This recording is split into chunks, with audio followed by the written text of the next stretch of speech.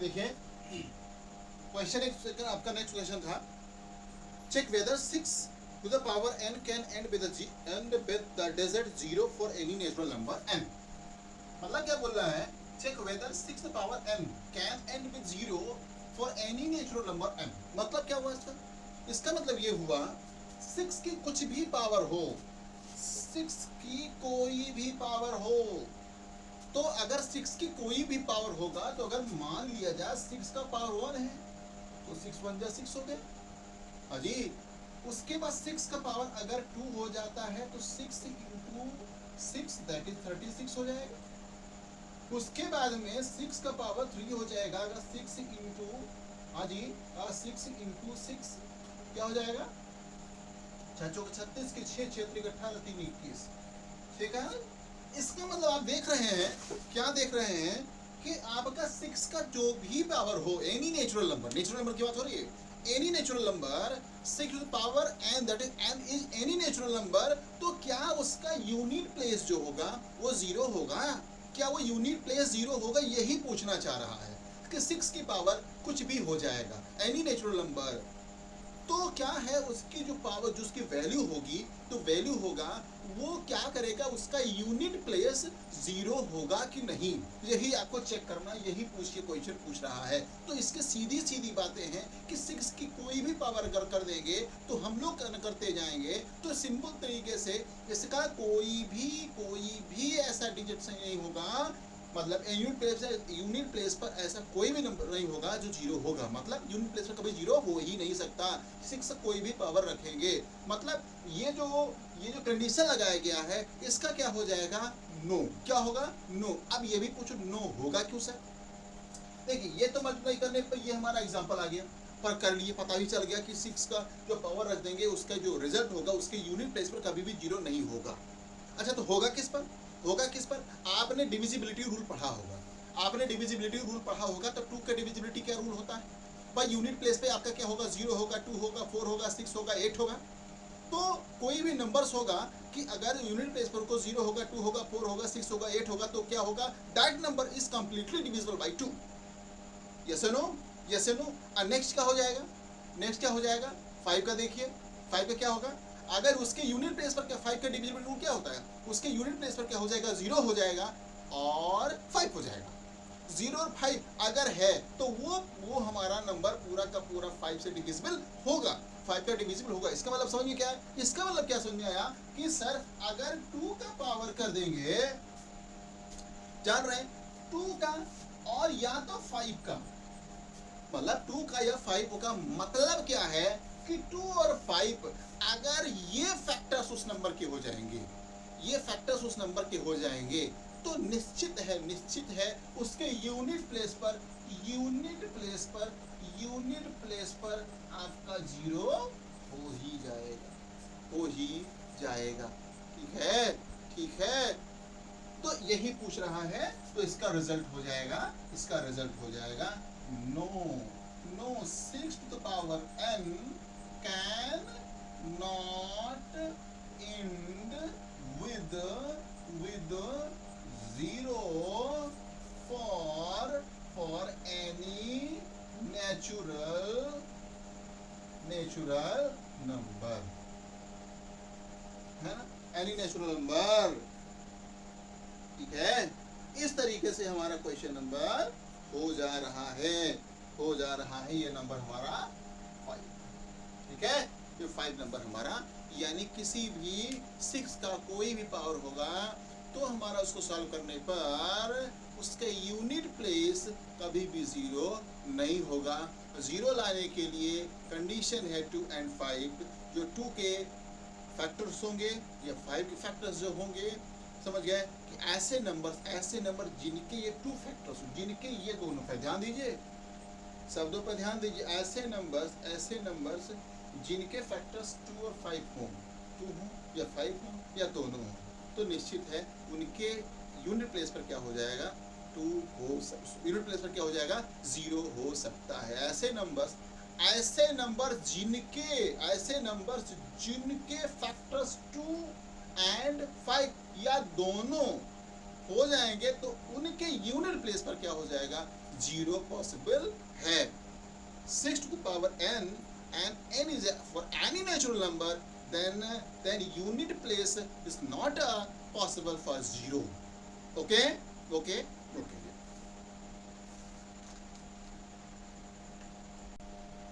Yes. Next question देखिए बेटा, next question number है आपका 7। क्या है? 6 नंबर क्वेश्चन। 6 नंबर क्वेश्चन बोल क्या रहा है, ध्यान दीजिए। बोल क्या रहा है, 2 नंबर्स आपके दिया गया, 7 into 11 into 13 plus 13 and 7 into 6 into 5 into 4 3 into 2 into 1 plus 5 are composite number। Composite number क्या, ये सिद्ध करो, दैट इज प्रूव करो ये कंपोजिट नंबर है या नहीं है। अब इसका मतलब ये है, सबसे पहले आप ये चेक करें कंपोजिट नंबर होता क्या है। अब कंपोजिट नंबर होता क्या है, प्रीवियस वीडियोस को देख लीजिए, आपको क्लियर हो जाएगा उसके पहले। लेकिन फिर भी आज भी रिकॉल करवाएंगे, परेशान हो जाए, जो बच्चे नए हैं वो भी सब सीख ले, है ना। जो हमारे पुराने बच्चे जुड़ चुके हैं वो तो सब जान रहे हैं, लेकिन जो नए बच्चे वो भी समझ लें। प्राइम नंबर क्या होता है, the number which have not more than 2 factors, means ऐसा नंबर जिसके केवल 2 फैक्टर हों, जिसके केवल 2 फैक्टर हों, 1 हो और इटसेल्फ हो, यानी 1 हो, खुद ब खुद हो, उसके अलावा कोई और फैक्टर्स ना हो, वो नंबर होता है, क्या होता है, प्राइम नंबर, जिसको हिंदी में बोलते हैं अभाज्य संख्या। चलिए देखते हैं बेटा क्या है आपके पास में, ये क्वेश्चन है आपके पास, क्वेश्चन है। इन दोनों में क्या एक्सप्लेनेटिव फॉर्म में लिखा है, किस फॉर्म में, एक्सप्लेनेटिव फॉर्म में लिखा हुआ है। इसको प्रूव करना है कि ये कंपोजिट नंबर है। तो कंपोजिट नंबर क्या है, वही चीजें होती हैं। इसका पहले क्या होता है, प्राइम नंबर चेक करते हैं। प्राइम नंबर चेक करते हैं, क्या मतलब क्या है, the number which have only 2 factors, 1 in itself, that is called as prime number, and that is opposite of the prime number, that is composite number. The number which have more than 2 factors, that is called as a composite number, that is called as composite number। अब इसको prove करना है, इसको prove करने क्या चीजें, हाँ भैया 2 से ज्यादा फैक्टर्स होंगे, वो हमारा कंपोजिट नंबर होगा। जरा प्रूव करें, जरा इसको लीजिए, तो इसको लीजिए, क्या करेंगे, यहाँ पे चेक करें, यहाँ पे चेक करें, 13 है, यहाँ भी 13 है, तो क्या करें, 13 को कॉमन ले लें, 7 into 11 into 1 plus 1 कर सकते हैं, हाँ कर सकते हैं कि नहीं। यहाँ पे क्या करेंगे, बाहर यहाँ पे ले लीजिए 5 को, 7 into 6 into 1 into 4 into 3 into 2 plus 1 कर सकते हैं कि नहीं कर सकते। जरा इसको करो, क्या करोगे,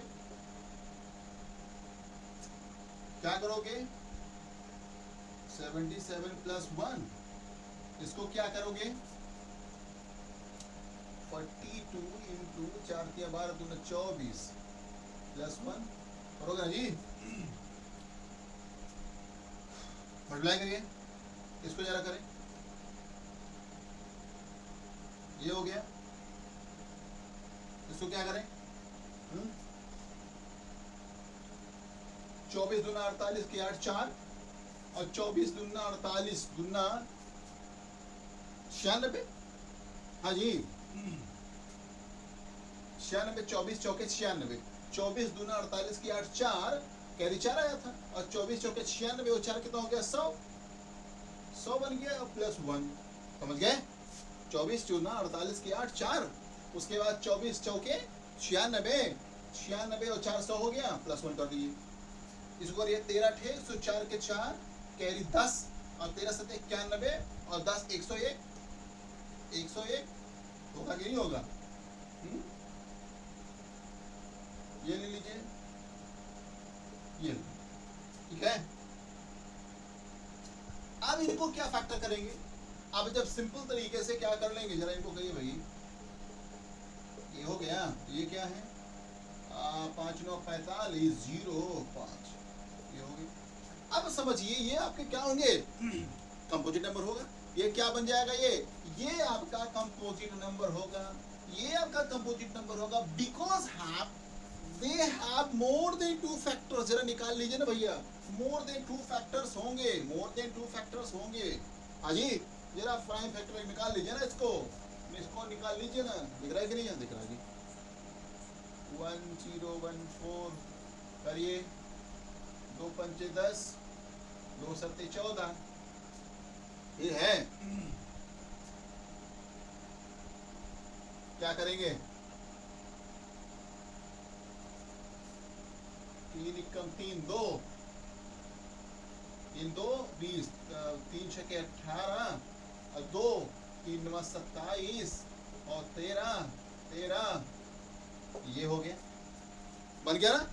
इसका मतलब क्या है 2 3 13 13, मतलब क्या है 1 0 1 4 के जो फैक्टर्स होंगे 2 3 3 2 3 13 13, मतलब 1 0 1 4 have more than 2 factors, because of more than 2 factors 1 0 1 4 and this number similarly this number, like as we can say composite number, क्या हो जाएगा कंपोजिट नंबर हो जाएगा, समझ रहे हैं ना जी।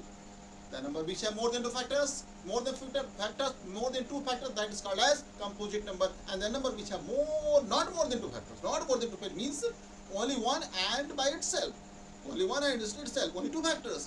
That's why that is called as prime number. And the number which have more than 2 factors, that is called as a composite number.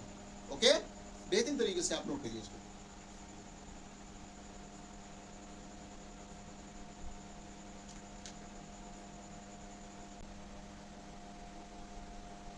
चले बच्चों, देखिए एक क्वेश्चन है, 2 बच्चे हैं, सोनिया एम रवि, क्या है 2 बच्चे, आप जैसे बच्चों की तरह 2 बच्चे हैं, सोनिया और रवि।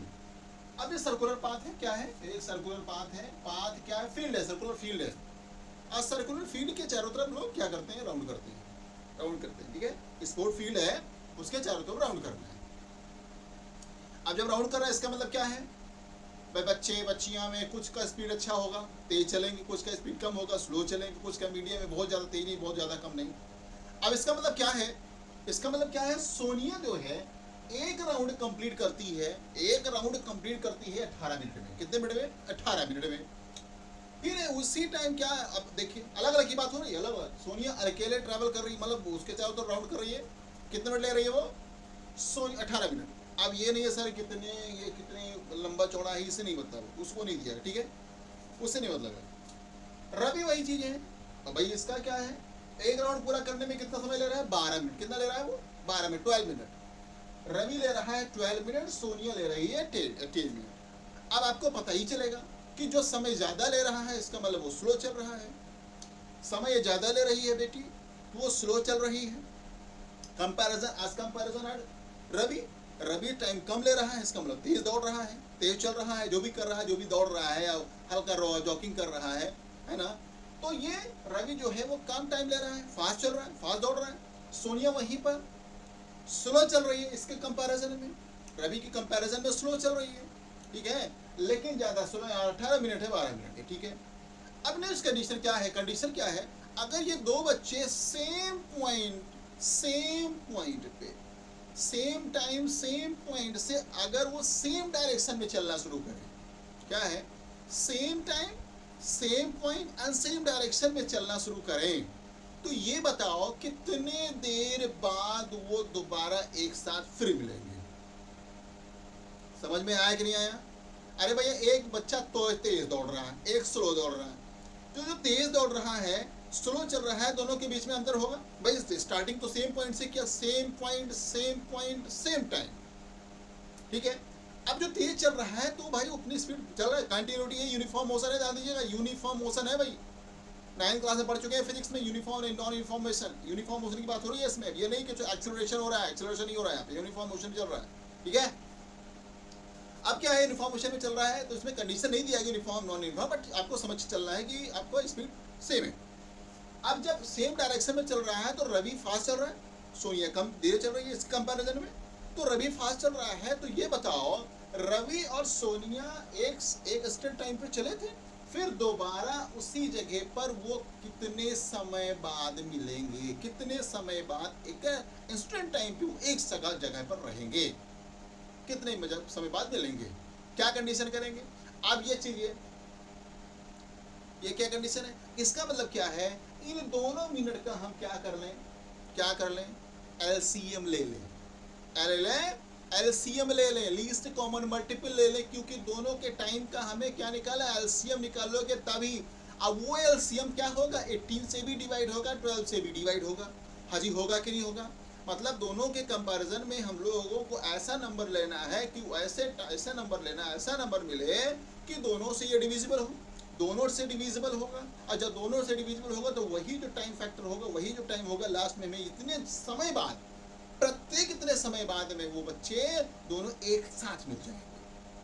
ठीक है, एक स्थिर समय पर वो मिलेंगे। इसका मतलब क्या है, 18 एंड 12 का आपको एलसीएम ले लीजिएगा। और जब एलसीएम ले लीजिएगा, चाहे लॉन्ग डिवीजन से निकालो चाहे प्राइम फैक्टर से निकालो, आपका एलसीएम आना चाहिए। ठीक है, चलो निकाल लो। 2 8 जा, 2 6 जा, 2 4 जा, 2 3 जा, 2 2 जा, 3 जा। ठीक है, अरे ज्यादा हो गया क्या? 8 4 2 मिस्टेक यही, देखिए देखिए देखिए, 9 6 9 3 3 3 1 3 3 1 हो गया जी। अब ये हो गया आपका क्या, एलसीएम आ गया। एलसीएम आ गया तो क्या कर देंगे, 2 into 2 into 3 into 3 that is कितना आ जाएगा, 36। 36 क्या आ जाएगा, ये 36 मिनट, यानी ये हमारा मिनट हो जाएगा भाई, मिनट हो जाएगा। इसका मतलब क्या है, ये दोनों बच्चे कितने समय बाद एक सेम प्लेस से वो गुजरेंगे, कितने समय बाद, 36 minute after time, after 36 minute बाद ये दोनों बच्चे सेम प्लेस से गुजर जाएंगे। ठीक है, कंडीशन होता है ना, अभी दोनों बच्चे अलग अलग स्पीड से चल रहे हैं, तो अलग अलग स्पीड चल रहे हैं, तो इतने समय बाद ये दोनों बच्चे 36 मिनट बाद ये दोनों, सोनिया एंड रवि दोनों एक ही जगह चले थे, फिर एक ही जगह पहुंचेंगे कितने समय बाद, 36 मिनट बाद में। यही ये क्वेश्चन सॉल्व कराना आपसे चाह रहा था। ठीक है, तो आपका ये एक्सरसाइज एंड हो गया। अब हम लोग चलेंगे नेक्स्ट एक्सरसाइज पे, तो इसके लिए हम लोग कल देखें, बेहतरीन तरीके से नेक्स्ट पे हम लोग चलेंगे। तो बेहतरीन तरीके से आप लोग बच्चों खूब अच्छे से पढ़ें, नोट्स बनाएं, बोर्ड्स की प्रिपरेशन करें और अच्छी तरीके से अपने टारगेट को फिक्स रखें। विदाउट टारगेट आपका जो मूवमेंट होता है वो क्या टारगेट लेस होता है, टारगेट लेस कोई कार्य नहीं होता।